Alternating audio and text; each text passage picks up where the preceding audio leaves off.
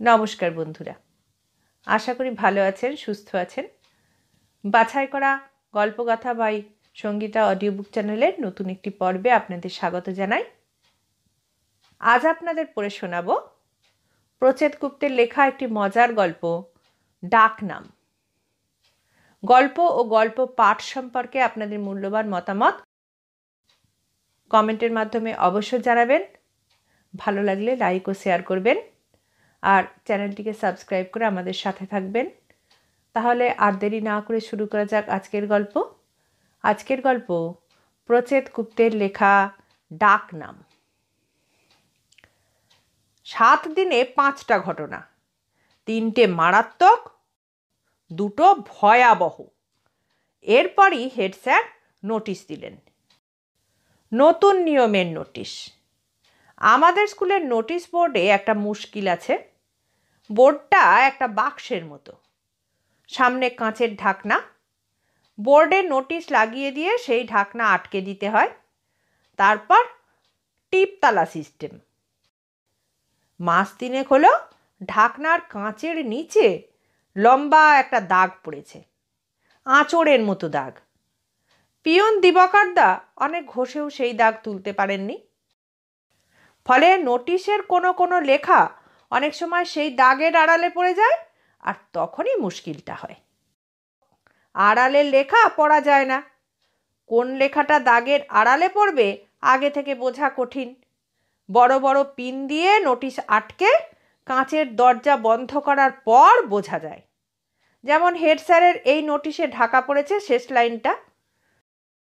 বেশিরভাগ সময়ই শেষ লাইনে গুরুত্বপূর্ণ কথা থাকে না। এবারে কিন্তু আছে। নতুন নিয়ম লেখার পর শেষ লাইনে হেড স্যার লিখেছেন, নিয়ম না মানলে কি শাস্তি হবে। আমরা স্কুলের ছেলেরা নিয়ম জানলাম, নিয়ম ভাঙার শাস্তি জানতে পারলাম না।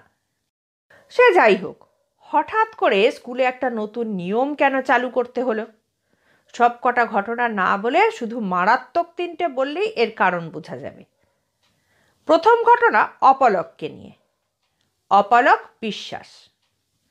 ক্লাস 8-এর এই ছেলে শুধু নামে সুন্দর নয়, স্বভাবেও সুন্দর। সুন্দর আর শান্ত। নামের সঙ্গে মিলিয়ে চোখ দুটো বড় বড়, চুল কোঁকড়ানো। মারপিট দূরের কথা, কারো সঙ্গে তার ঝগড়া পর্যন্ত নেই। যদি বা ছোটোখাটো রাগারাগি হয়, নিজেই মিটিয়ে নেয়।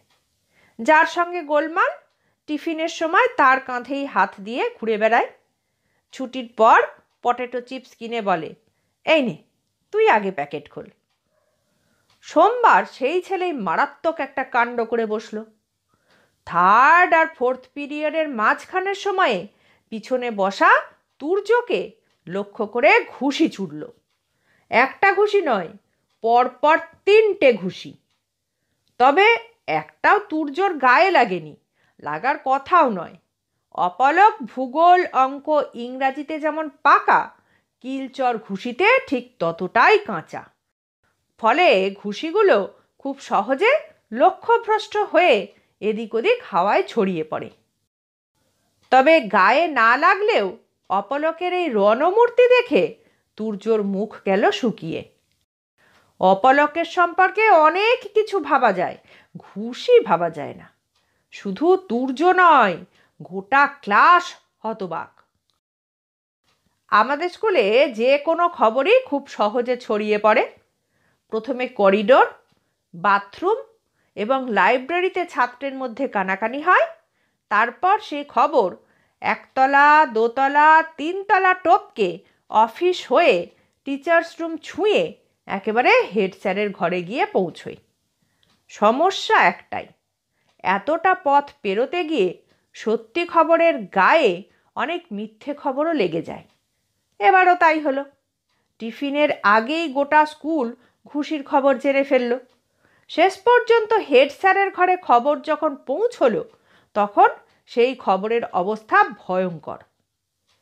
দিবাকর প্রায় ছুটতে ছুটতে হেড স্যারের ঘরে গিয়ে ঢুকলো। সে হাঁপাচ্ছে, উত্তেজনায় গলা কাঁপছে তার। স্যার, কেলেঙ্কারি কাণ্ড, ভয়ঙ্কর ব্যাপার, অপলক মেরেছে। মেরেছে? কাকে মেরেছে? হেড স্যার তখন মন দিয়ে স্যারেদের রুটিন তৈরি করছিলেন। রুটিন তৈরি একটা জটিল কাজ। এই কাজে যোগ, বিয়োগ, গুণ, ভাগ সব রকম অঙ্ক লাগে।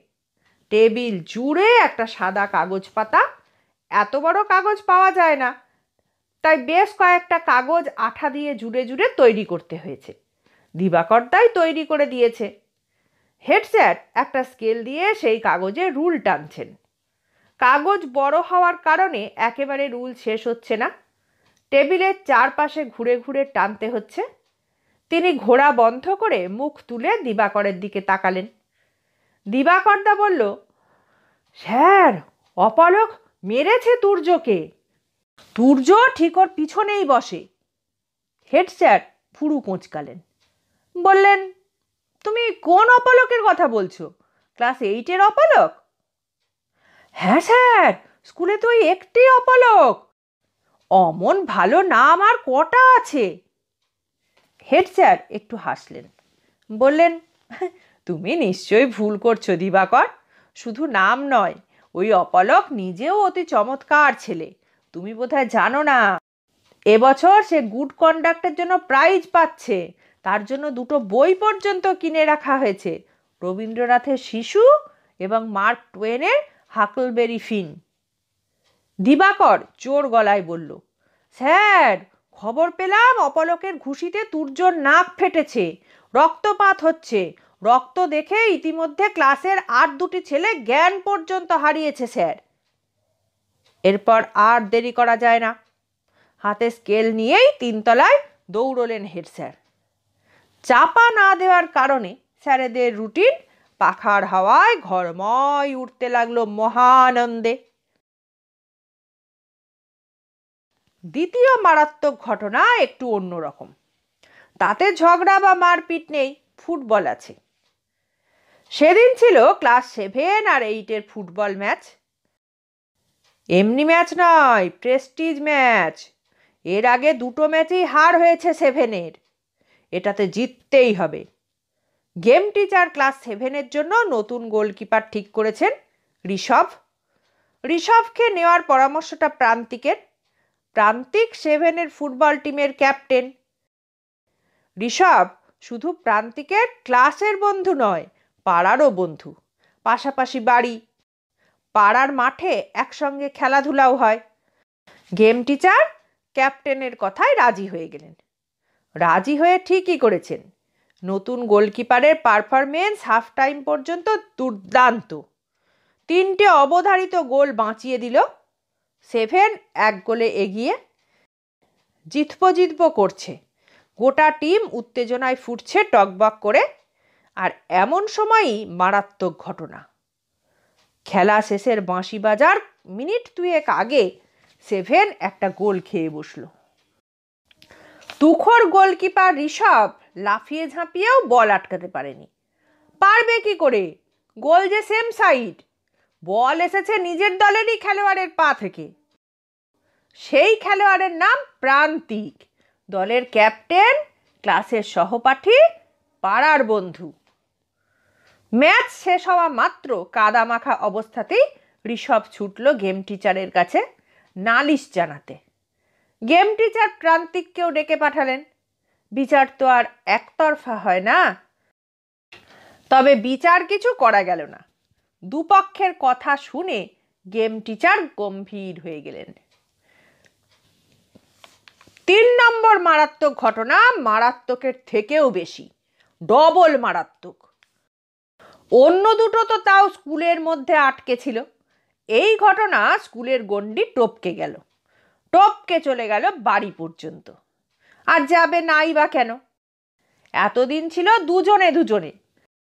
এবার হলো সিনজন বনাম গোটা ক্লাস 10। 2 দিন সহ্য করার পর সিনজন সেদিন পেট ব্যথা বলে স্কুল থেকে হাফ ছুটি নিয়ে বাড়ি চলে গেল। পরদিন ফিরে এলো বটে, তবে একা নয়, বাবা মা দুজনকেই সঙ্গে নিয়ে এলো। 3 জনেরই মুখ থমথমে। কোনো দিকে না তাকিয়ে তারা সোজা ক্লাস টিচারের সঙ্গে দেখা করলো। এরপরেই নোটিশ বোর্ডে নিষেধের নোটিশ পড়ল। এখন থেকে স্কুলে ডাকনাম নিষিদ্ধ।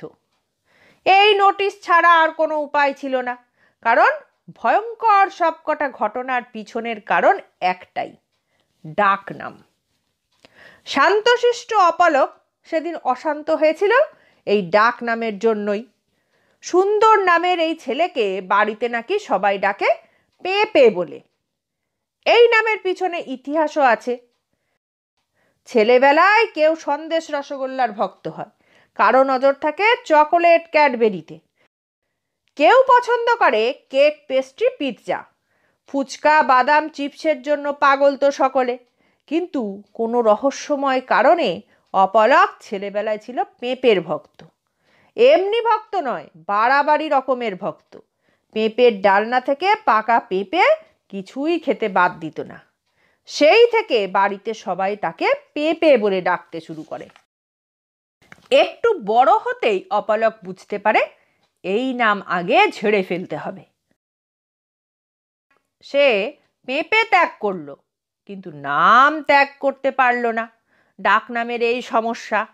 ভালো নাম তাও বদলানো যায়, কিন্তু ডাক নাম বদলানো যায় না, মেনে নিতে হয়। অপলকও মেনে নিল, তবে একটা কাজ করলো, নামটাকে গোপন করে রাখলো। কিছুতেই বাড়ির 4 দেওয়ালের বাইরে বেরোতে দিল না। আর সেটাই সেদিন ফাঁস করেছে তুর্য। কোনোভাবে সে অপলকের এই অতি চমৎকার ডাকনামটি জানতে পারে এবং পিছনে বসে ফিসফিস করে ডাকতে থাকে, পেঁপে, এই পেঁপে, কি শুনতে পাচ্ছিস না? এবার দেখবে মজা। পেঁপে বলে ক্লাসের মধ্যে চেঁচাবো নাকি? এর পরেও কি অপলক ঘুষি ছুড়বে না? ফুটবল ম্যাচে সেম সাইডের ঘটনার পিছনেও সেই ডাকনাম, প্রান্তিকের ডাকনাম। এমন মনকাড়া নামের একটা ছেলের ডাকনাম যে কেন গোল হয়েছিল কে বলতে পারে। প্রান্তিক মোটেও গোলগাল দেখতে নয়, ড্রয়িং ক্লাসে যে ভালো সার্কেল আঁকে তাও নয়। তবে তবে আর কি, ডাকনাম যে কোনটা হবে কে বলতে পারে। বেচারি প্রান্তিকের কপালেও তাই ঘটেছে, আর সেটাই গোলমাল পাকালো ম্যাচের সময়। মুহূর্তটা ছিল চরম টেনশনের। হঠাৎ একটা ঝটকা দিয়ে ক্লাস 8-এর সূর্য বল নিয়ে ক্লাস 7-এর গোলপোস্টে পৌঁছে যায়। গোল কি হবে? গোটা মাঠ তাকিয়ে আছে। প্রান্তিক ছুটে আসে, লাফিয়ে বল কেড়ে নেয় সূর্যর পা থেকে। ছোট দুটো ট্যাকেলে টপকে যায় 8-এর অধিরাজ আর স্পন্দনকে। হাততালি আর চিৎকারে ফেটে পড়ে মাঠের পাশে দাঁড়ানো ছেলেরা। প্রান্তিক এগিয়ে আসে নিজেদের গোলপোস্টের দিকে। গোলপোস্টে দাঁড়ানো ঋষভ হাত পেতে চিৎকার করে ওঠে, গোল দে, গোল দে, তাড়াতাড়ি দে, দেরি করিস না, গোল, গোল। আর এখানেই হয় ভুল, যে ভুল হওয়ার নয়, যে ভুল কখনো হয় না। চরম উত্তেজনায় সেই ভুলটাই করে বসে প্রান্তিক। গোল যে তার ডাক নাম এটাই ভুলে গেল সেই মুহূর্তের জন্য। পাড়ার বন্ধু ঋষভ তাকে সেই নামে ডেকে নিজের হাতে বল চাইছে, সেইটাই মাথা থেকে উবে যায় যেন। অবধারিত গোল বাঁচানোর আনন্দে সব গোলমাল হয়ে যায়। প্রান্তিক শরীরের সব শক্তি দিয়ে বলে শট মারে। ওস্তাদ গোলকিপার ঋষভকে খুব সহজেই পরাস্ত করে নিজেদের গোলে বল ঢুকে যায় হাসতে হাসতে। বন্ধুর গোল দে শুনে এসে গোল দিয়ে বসে। তারপর আর কি, দুজনেই নালিশ জানাতে ছোটে গেম টিচারের কাছে। পেঁপে গোল তাও মেনে নেওয়া যায়, কিন্তু চুপ চুপ কখনো কারো ডাক নাম হতে পারে? হলে যা ঘটতে পারে সেটাই ঘটল ক্লাস 10-এর সিঞ্চনের। আর সেটাই 3 নম্বর মারাত্মক ঘটনা। সিঞ্চন তার সিঞ্চন নাম নিয়ে খুবই গর্বিত। কেনই বা হবে না? সত্যিই তো এমন সুন্দর নাম হয় কজনের। সে চুপের কথা ঘুণাক্ষরেও বলে না কাউকে। অপলকের মতোই ডাকনাম লুকিয়ে রেখেছে। কিন্তু সেদিন হলো দুর্ঘটনা। সেই দুর্ঘটনা নিজেই ঘটালো সিঞ্চন। এটাও অনেকটা ফুটবল ম্যাচের সেম সাইডের মতো। সোমবার অঙ্কের স্যার ভূপতিবাবু বোর্ডে অঙ্ক কষছিলেন। ক্লাসে চলছিল চাপা গুঞ্জন। স্যার পিছনে ফিরে ধমক দিলেন, চুপ! সিঞ্চন ছিল অন্যমনস্ক। নিজের নাম শুনে উঠে দাঁড়িয়ে বলল, কি স্যার? কি স্যার মানে? ভূপতি স্যারের ভুরু গেল কুঁচকে। বললেন, তুমি উঠে দাঁড়িয়েছ কেন সিঞ্চন? ওই যে আমায় ডাকলেন। ডাকলাম মানে? ফাজলামি হচ্ছে ছেলে। চুপ তোমার নাম নাকি? নার্ভাস সিঞ্চন নিজেকে সামলাতে পারল না, বলে ফেলল, হ্যাঁ স্যার, চুপ আমার ডাক নাম, তবে বাড়ির নয়, শুধু মামা বাড়ির। ব্যাস, হাত থেকে তীর বেরিয়ে গেল। পরের কটা দিন ছেলেরা সিঞ্চনকে চুপ নামে ডেকে ডেকে কান একেবারে ঝালাপালা করে দিল। 3 দিনের মাথায় অতিষ্ঠ সিঞ্চন পেট ব্যথা বলে পালালো। ফিরল একেবারে বাবা মাকে সঙ্গে নিয়ে নালিশ জানাতে। এরপরই বোর্ডে হেড স্যারের নোটিশ। তাতে তিনি যা লিখেছেন তার মোদ্দা কথা হলো, আমাদের স্কুলে ছেলেদের নাম অতি চমৎকার, সেই নাম উচ্চারণে আনন্দ, শুনতে আরাম, বলতে গর্ব। সুতরাং সেই সব নাম বাদ দিয়ে বিচ্ছিরি ডাক নামে ডাকাডাকি আর চলবে না। এতে আইন শৃঙ্খলার অবনতি হচ্ছে।